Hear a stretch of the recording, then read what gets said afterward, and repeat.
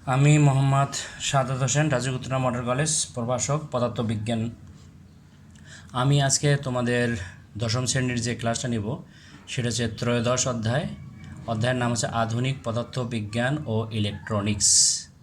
তাহলে অধ্যায়ের নাম হচ্ছে আধুনিক পদার্থবিজ্ঞান, আধুনিক পদার্থবিজ্ঞান ও ইলেকট্রনিক্স।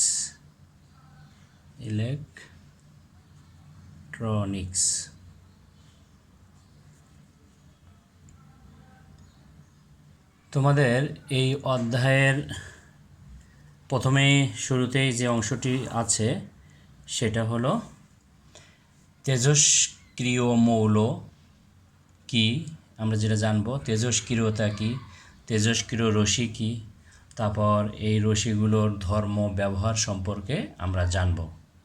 তো প্রথমেই তোমাদের এই অধ্যায়ের যে আলোচনা করব সেটা হচ্ছে তেজস্ক্রিয় মৌল। তাহলে দেখো, তেজস্ক্রিয় মৌল। তাহলে তেজস্ক্রিয় মৌল কি? তেজস্ক্রিয় মৌল হলো যে সকল মৌল থেকে তেজস্ক্রিয় রশ্মি নির্গত হয় তাদেরকে তেজস্ক্রিয় মৌল বলে। আবারও বলি, তেজস্ক্রিয় মৌল হলো যে সকল মৌল থেকে তেজস্ক্রিয় রশ্মি নির্গত হয় তাদেরকে তেজস্ক্রিয় মৌল বলে। তাহলে তেজস্ক্রিয় মৌল সম্পর্কে আমরা জানলাম। এখন আমরা জানব তেজস্ক্রিয়তা। তাহলে দেখো, তেজস্ক্রিয়তা কি? তাহলে তেজস্ক্রিয় মৌল সম্পর্কে জানলাম, এখন আমরা জানব তেজস্ক্রিয়তা কি। তেজস্ক্রিয় মৌল থেকে স্বতঃস্ফূর্তভাবে তেজস্ক্রিয় রশ্মি নির্গমনের ঘটনাকে বলা হয় তেজস্ক্রিয়তা। আবারও বলি, তেজস্ক্রিয় মৌল থেকে স্বতঃস্ফূর্তভাবে তেজস্ক্রিয় রশ্মি নির্গমনের ঘটনাকে তেজস্ক্রিয়তা বলে। আর এই তেজস্ক্রিয়তার একক আমাদের জেনে রাখা ভালো। এর একক হচ্ছে বেকরেল। প্রতি সেকেন্ডে তেজস্ক্রিয় ভাঙন বা ক্ষয়কে 1 বেকরেল বলে। যাই হোক, তাহলে তেজস্ক্রিয়তা একক কী সেটা আমরা জানলাম। তারপর তেজস্ক্রিয় মৌল কী সেটা আমরা জানলাম। এখন এই তেজস্ক্রিয় মৌল আসলে আমরা কাকে বলছি? যে সকল পদার্থের পারমাণবিক সংখ্যা 82 কিংবা 82 এর চেয়ে বেশি, আসলে ওই সকল মৌলকে আমরা তেজস্ক্রিয় মৌল বলি। আর এই তেজস্ক্রিয় পদার্থের আবার প্রকারভেদ আছে, যেমন তেজস্ক্রিয় পদার্থকে আবার 2 ভাগে ভাগ করা হয়েছে। তাহলে তেজস্ক্রিয় পদার্থকে কয় ভাগে ভাগ করা হয়েছে? 2 ভাগে ভাগ করা হয়েছে। তাহলে তেজস্ক্রিয় পদার্থ কয় প্রকার? 2 প্রকার। তাহলে এখন আমরা এটা জানি। 1, প্রাকৃতিক তেজস্ক্রিয় পদার্থ। প্রাকৃতিক তেজস্ক্রিয়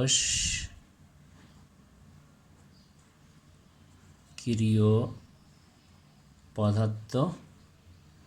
আর একটা হলো কৃত্রিম তেজস্ক্রিয় পদার্থ। আর একটা হচ্ছে কৃত্রিম তেজস্ক্রিয় পদার্থ। তাহলে প্রাকৃতিক তেজস্ক্রিয় পদার্থ জিনিসটা কি সেটা এখন আমরা জানব। কোনো প্রাকৃতিক পদার্থ হতে স্বতঃস্ফূর্তভাবে তেজস্ক্রিয় রশ্মি নির্গমনের ঘটনা ঘটলে সেসব পদার্থকে প্রাকৃতিক তেজস্ক্রিয় পদার্থ বলে। আবার বলি, কোনো প্রাকৃতিক পদার্থ হতে স্বতঃস্ফূর্তভাবে তেজস্ক্রিয় রশ্মি নির্গমনের ঘটনা ঘটলে সেসব পদার্থ হয় সেসব পদার্থকে প্রাকৃতিক তেজস্ক্রিয় পদার্থ বলে। যেমন ইউরেনিয়াম, রেডিয়াম, থোরিয়াম ইত্যাদি। আর এসব মৌলের পারমাণবিক সংখ্যা 82 এর চেয়ে বেশি। এবার আসা যাক কৃত্রিম তেজস্ক্রিয় পদার্থ কি, এটা সম্পর্কে একটু জানি। কৃত্রিম তেজস্ক্রিয় পদার্থ হলো কোনো মৌলকে কৃত্রিম উপায়ে তেজস্ক্রিয় মৌলে পরিণত করলে সেসব মৌলকে কৃত্রিম তেজস্ক্রিয় মৌল বলে। আবারও বলি, কোনো মৌলকে কৃত্রিম উপায়ে তেজস্ক্রিয় মৌলে পরিণত করলে সেসব মৌলকে কৃত্রিম তেজস্ক্রিয় মৌল বলে। কোনো মৌলকে নিউক্লিয়ার বিক্রিয়ার মাধ্যমে বাইরে থেকে অতি উচ্চ বেগ সম্পন্ন কোনো কণা দ্বারা আঘাত করলে সেটি তেজস্ক্রিয় মৌলে পরিণত হয়। এদেরকে কৃত্রিম তেজস্ক্রিয় মৌল বা রেডিও আইসোটোপ বলে। যেমন কার্বন, অক্সিজেন। যেমন এই যে কৃত্রিম তেজস্ক্রিয় পদার্থের উদাহরণ বলি, যেমন কার্বনের আইসোটোপ আছে হচ্ছে যেমন 614, তারপর আছে হচ্ছে অক্সিজেন 817 ইত্যাদি। এবার এই যে তেজস্ক্রিয় মৌল থেকে এক ধরনের রশ্মি নির্গত হয়, সেটাকে আমরা বলছিলাম যে প্রক্রিয়া নির্গত হয় তাকে তেজস্ক্রিয়তা বলে। এখন এই তেজস্ক্রিয় রশ্মির থেকে আবার 3 ধরনের রশ্মি নির্গত হয়: আলফা রশ্মি, বিটা রশ্মি, গামা রশ্মি। এখন এখানে একটু বলি, একটু জেনে রাখা আমাদের দরকার যে এই তেজস্ক্রিয়তাটা আসলে আবিষ্কার করেছে কে। সেটা হচ্ছে ফরাসি বিজ্ঞানী হেনরি বেকেরেল। 1896 সালে এটা আসলে তেজস্ক্রিয়তা তিনি প্রথমে দেখেন। সেটা হচ্ছে 1896 সালে তিনি দেখতে পান যে ইউরেনিয়াম যৌগের নিকটে রাখা ফটোগ্রাফিক প্লেট যদি আমরা রাখি তাহলে কুয়াশাচ্ছন্ন বা ঝাপসা হয়ে যায়। তখন তিনি অনুধাবন করেন যে ইউরেনিয়াম থেকে নির্গত বিকিরণের দরুন এই ফটোগ্রাফিক প্লেটটি ঝাপসা হয়। আর এই ঘটনাটাকে বলা হচ্ছে তেজস্ক্রিয়তা। এখন এই যে রশ্মি নির্গত হয়, এই রশ্মিকে আবার 3 ভাগে ভাগ করা হয়েছে। তাহলে তেজস্ক্রিয় রশ্মি কয় প্রকার? 3 প্রকার। 1, আলফা রশ্মি। আলফা রশ্মি। তারপর 2 নম্বরে আমরা বলি বিটা রশ্মি। বিটা রশ্মি। 3 নম্বর এর নাম হলো গামা রশ্মি। গামা রশ্মি। তাহলে এখন আমরা দেখলাম তেজস্ক্রিয় মৌল থেকে 3 ধরনের রশ্মি নির্গত হয়। কী কী রশ্মি? আলফা রশ্মি, বিটা রশ্মি, গামা রশ্মি। এখন এই আলফা রশ্মি, বিটা রশ্মি এবং গামা রশ্মির এদের ধর্ম, এদের ব্যবহার, এগুলো একটু এখন আমরা জানব। তাহলে প্রথমেই আসা যাক আলফা রশ্মি। আলফা রশ্মির ধর্ম হচ্ছে আলফা রশ্মি ধনাত্মক আধানযুক্ত। আলফা রশ্মি কি? ধনাত্মক আধানযুক্ত। আর এর আধান হলো, এটা লিখে দেই তোমরা জেনে রাখো, 3.2 × 10⁻⁻19 কুলম। এই রশ্মি চৌম্বক ও তড়িৎ ক্ষেত্র দ্বারা বিচ্যুতি হয়। তারপর এই রশ্মি তীব্র অ্যানায়ন সৃষ্টি করতে পারে। এর ভর বেশি হওয়ায় ভেদন ক্ষমতা কম। তারপর সাধারণ চাপ ও তাপমাত্রায় কয়েক সেন্টিমিটার বায়ু বা ধাতুর খুব পাতলা পাত দ্বারা এর গতি থামিয়ে দেওয়া যায়। এই রশ্মি বা এই কণা ফটোগ্রাফিক প্লেটে প্রতিক্রিয়া সৃষ্টি করে। এই রশ্মি জিঙ্ক সালফাইড পর্দায় প্রতিপ্রভা সৃষ্টি করতে পারে। এ কণা প্রচণ্ড বেগে নির্গত হয়। এটি একটি হিলিয়াম নিউক্লিয়াস। আর এই কণার ভর হাইড্রোজেন পরমাণুর 4 গুণ। তাহলে এই যে আলফা রশ্মি ধর্ম সম্পর্কে আমরা জানলাম, এখন আসি বিটা রশ্মি। তাহলে আলফা রশ্মির ধর্ম সম্পর্কে জানলাম, এবার বলবো হচ্ছে বিটা রশ্মির ধর্ম সম্পর্কে ধারণা। বিটা রশ্মি, এই রশ্মি ঋণাত্মক আধানযুক্ত। আর এর আধান হচ্ছে 1.6 × 10⁻⁻19 কুলম। এ রশ্মি চৌম্বক ও তড়িৎ ক্ষেত্র দ্বারা বিক্ষিপ্ত হয়। এ রশ্মি অত্যন্ত দ্রুত নির্গত হয়। এর দ্রুতি আলোর দ্রুতির 98% হতে পারে। তবে আমরা জানি আলোর বেগ 3 × 10⁸ মিটার/সেকেন্ড। তাহলে এই আলোর দ্রুতির কত ভাগ হবে? 98% হতে পারে। এই রশ্মি অতি উচ্চ দ্রুতি সম্পন্ন ইলেকট্রনের প্রবাহ। এর ভর ইলেকট্রনের ভরের সমান। এখানে আমরা জেনে রাখি ইলেকট্রনের ভর হচ্ছে 9.1 ইন্টু 10⁻⁻31 কেজি। তাহলে ইলেকট্রনের ভর কত? 9.1 ইন্টু 10⁻⁻31 কেজি। এই রশ্মি ফটোগ্রাফিক প্লেটের প্রতিক্রিয়া আছে, মানে ফটোগ্রাফিক প্লেটে এর প্রতিক্রিয়া আছে। এই রশ্মি প্রতিপ্রভা সৃষ্টি করতে পারে। এর ভেদন ক্ষমতা আলফা রশ্মির চেয়ে বেশি। এটি 1 সেন্টিমিটার অ্যালুমিনিয়াম পাত ভেদ করে যেতে পারে। তবে এখানে একটু আলফা রশ্মির ক্ষেত্রে বলি, আলফা রশ্মি এরকম 6 সেন্টিমিটার ভেদ করতে পারে। আর এই বিটা রশ্মি এটা কত সেন্টিমিটার অ্যালুমিনিয়াম ভেদ করতে পারে? 1 সেন্টিমিটার অ্যালুমিনিয়াম পাত ভেদ করতে পারে। গ্যাসের যথেষ্ট অ্যানায়ন সৃষ্টি করতে পারে। কোনো পদার্থের মধ্য দিয়ে যাবার সময় এই রশ্মি বিক্ষিপ্ত হয়।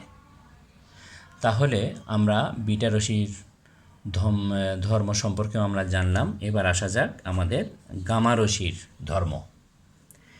এ রশ্মি আধান নিরপেক্ষ। এ রশ্মি তড়িৎ ও চৌম্বক ক্ষেত্র দ্বারা বিচ্যুতি হয় না। যেহেতু এটা আধান নিরপেক্ষ, সেজন্য তড়িৎ ক্ষেত্র বা চৌম্বক ক্ষেত্র যেখানেই থাক, সেখানে যদি আমরা এই গামা রশ্মিকে নিক্ষিপ্ত করি তাহলে বিচ্যুতি হয় না। কারণ যেহেতু এর আধান নিরপেক্ষ, চার্জিত না, সেই জন্য তড়িৎ ক্ষেত্র বা চৌম্বক ক্ষেত্র দ্বারা বিচ্যুতি হয় না। আর এর বেগ আলোর বেগের সমান, অর্থাৎ 3 × 10⁸ মিটার পার সেকেন্ড। আলফা ও বিটা রশ্মির চেয়ে, মানে আলফা ও বিটা রশ্মির চেয়ে এই গামা রশ্মির ভেদন ক্ষমতা খুব বেশি। এটি কয়েক সেন্টিমিটার সীসার পাত ভেদ করে যেতে পারে। স্বল্প অ্যানায়ন ক্ষমতা সম্পন্ন। এ রশ্মি প্রতিপ্রভা সৃষ্টি করতে পারে। ফটোগ্রাফিক প্লেটে এ রশ্মি প্রতিক্রিয়া সৃষ্টি করতে পারে। এর কোনো ভর নেই, আর এটি তাড়িৎ চৌম্বকীয় তরঙ্গ। আর এর তরঙ্গদৈর্ঘ্য ক্ষুদ্র, তাই এটি খুব শক্তিশালী। তাহলে আমরা তেজস্ক্রিয় মৌল, তেজস্ক্রিয়তা কী, তেজস্ক্রিয় পদার্থ দুই প্রকার, প্রাকৃতিক তেজস্ক্রিয় পদার্থ, কৃত্রিম তেজস্ক্রিয় পদার্থ।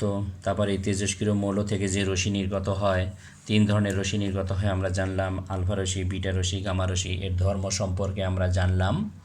এখন আমরা জানব তেজস্ক্রিয়তার বৈশিষ্ট্য। তাহলে এখন আমরা কি জানব? তেজস্ক্রিয়তার বৈশিষ্ট্য। তেজস্ক্রিয়তার আমরা এখন কি জানব?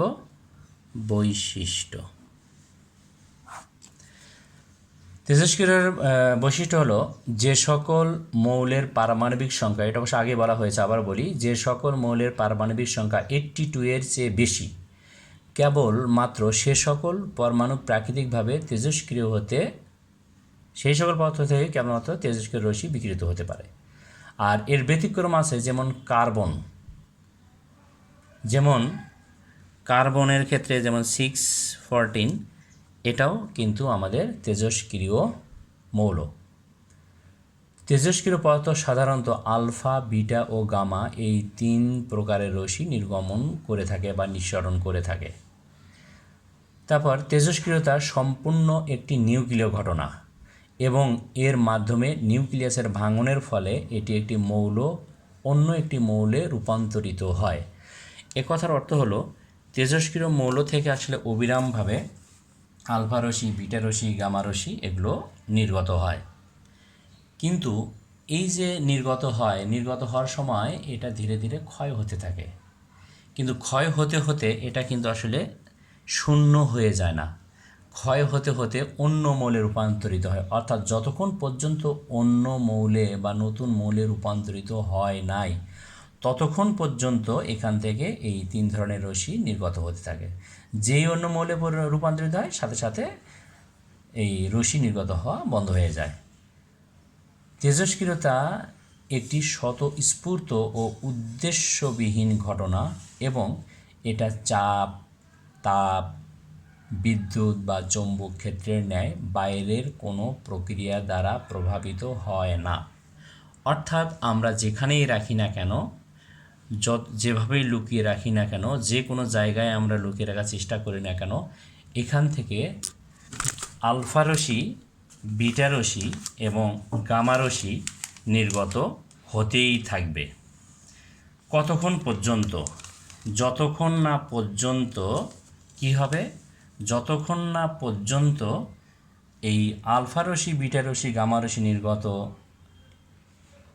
না হয়, মানে যেই অণুমৌলে রূপান্তরিত হবে সাথে সাথে এই আলফা রশ্মি, বিটা রশ্মি, গামা রশ্মি এটা নির্গত হওয়া বন্ধ হয়ে যাবে। এবার আমরা তেজস্ক্রিয়তার বৈশিষ্ট্য সম্পর্কে আমরা জানলাম। এখন আমরা জানব এই তেজস্ক্রিয়তার মৌলের ব্যবহার, এই তেজস্ক্রিয়তার সম্পর্কে সচেতনতা। তো এখন আমরা জানি তেজস্ক্রিয়তার ব্যবহার। এখন আমরা কি জানব? এই যে তেজস্ক্রিয় মৌল যে আমরা ব্যবহার জানলাম এটা সম্পর্কে, এখন এই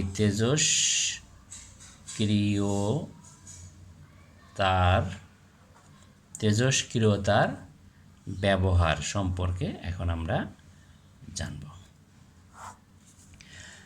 তেজস্ক্রিয়তার নানা ধরনের ব্যবহার আছে। খুব কম তেজস্ক্রিয়তার দ্রব্য শরীরের ভিতরে ঢুকিয়ে বাইরে থেকে তার গতিবিধি দেখে শরীরের অনেক তথ্য জানা যায়। সাধারণত সেরকম তেজস্ক্রিয় হয় খুব কম। অর্ধায়ু, যেমন অর্ধায়ু কয়েক মিনিট হতে পারে, কয়েক ঘন্টা হতে পারে। তেজস্ক্রিয়তা আরেকটা গুরুত্বপূর্ণ ব্যবহার হচ্ছে প্রাচীন জীবাশ্মের বয়স নির্ণয় করতে এটি ব্যবহার হয়। আর আমাদের শরীরে প্রচুর কার্বন রয়েছে এবং এর ভিতর নির্দিষ্ট পরিমাণ, যেমন কার্বন 14 আছে, 14।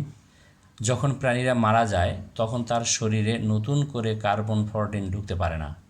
আগে যতটুকু থাকে সেটা তখন অর্ধায়ুর কারণে, এখানে একটা অর্ধায়ু টার্ম এসেছে, এটা আমি একটু পরেই বলবো, কমতে থাকে। কাজেই কতটুক কার্বন থাকা আমাদের স্বাভাবিক, কতটুক কমে গেছে সেটা থেকে প্রাণী কত প্রাচীন তা নিখুঁতভাবে নির্ণয় করা যায়। এটা দ্বারা বয়স নির্ণয় করা যায়। প্রাচীন আসলে এটা কত পুরনো এটা জানা যায়। তেজস্ক্রিয় কণা শরীরের কোষের ক্ষতি করতে পারে, সেজন্য নানা ধরনের সতর্কতা অবলম্বন করা হয়। আবার শরীরের ক্ষতিকর কোষ ধ্বংস করার জন্য তেজস্ক্রিয়তার ব্যবহার করা যায়। সে কারণে ক্যান্সার চিকিৎসায় ক্যান্সার কোষ ধ্বংস করার জন্য তেজস্ক্রিয় কণা ব্যবহার করা হয়। এছাড়া যন্ত্রপাতি জীবাণুমুক্ত করতে, আগুনে ধোঁয়ার উপস্থিতি নির্ণয়ে কিংবা খনিজ পদার্থ, বিভিন্ন ধাতুর পরিমাণ নির্ণয়ে তেজস্ক্রিয়তার ব্যবহার করা হয়ে থাকে। তেজস্ক্রিয়তার ব্যবহার সম্পর্কে আমরা জানলাম। এখন আমরা জানব তেজস্ক্রিয়তা সম্পর্কে সচেতনতা।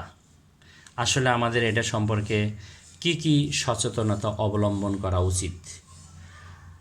উচ্চমাত্রার তেজস্ক্রিয়তা আমাদের শরীরে, তবে টপিকটা একটু লিখে নাও, তেজস্ক্রিয়তা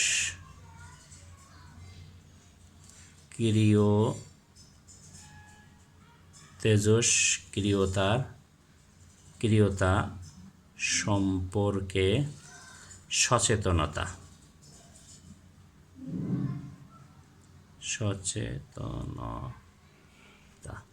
আসলে আমাদের কি কি এটা সম্পর্কে সতর্ক থাকতে হবে সেটাকে এখানে বোঝানো হয়েছে।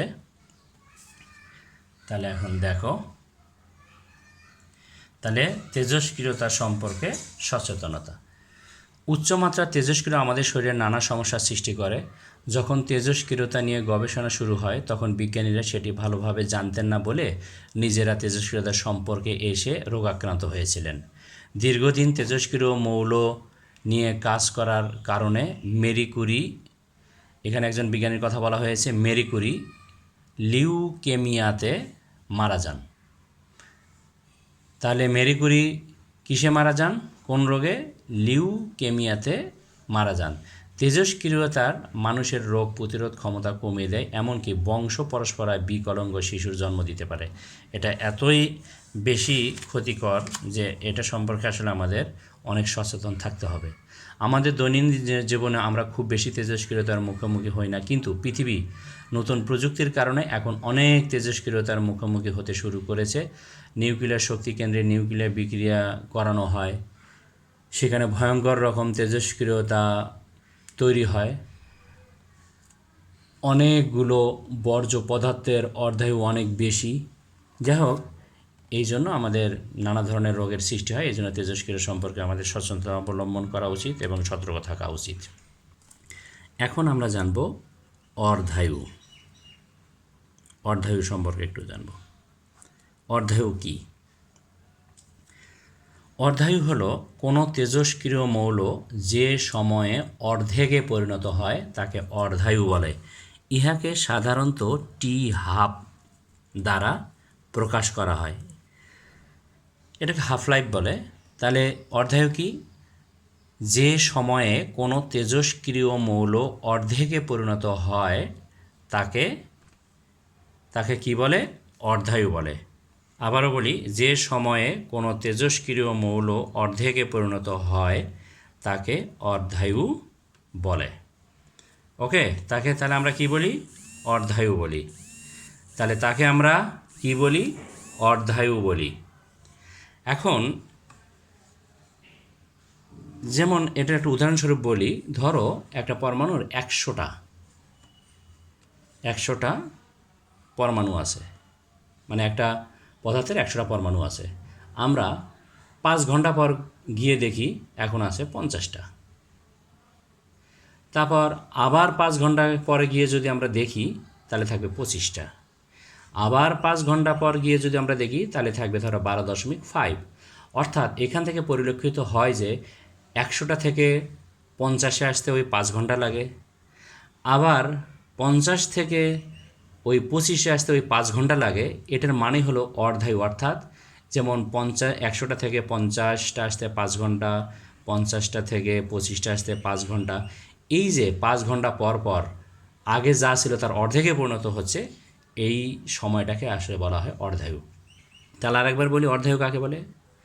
যে সময়ে কোনো তেজস্ক্রিয় মৌল অর্ধেকে পরিণত হয় তাকে অর্ধায়ু বলে। ইহাকে T½ দ্বারা প্রকাশ করা হয়। তাহলে আমরা আজকে জানলাম তেজস্ক্রিয় মৌল কী, তেজস্ক্রিয়তা কী, তেজস্ক্রিয় পদার্থ কত প্রকার, তারপরে তেজস্ক্রিয়দের রশ্মি নির্গত আলফা রশ্মি, বিটা রশ্মি, গামা রশ্মি, তেজস্ক্রিয়তার বৈশিষ্ট্য, তেজস্ক্রিয়তার ব্যবহার, তেজস্ক্রিয়তা সম্পর্কে সচেতনতা এবং অর্ধায়ু সম্পর্কে আমরা জানলাম।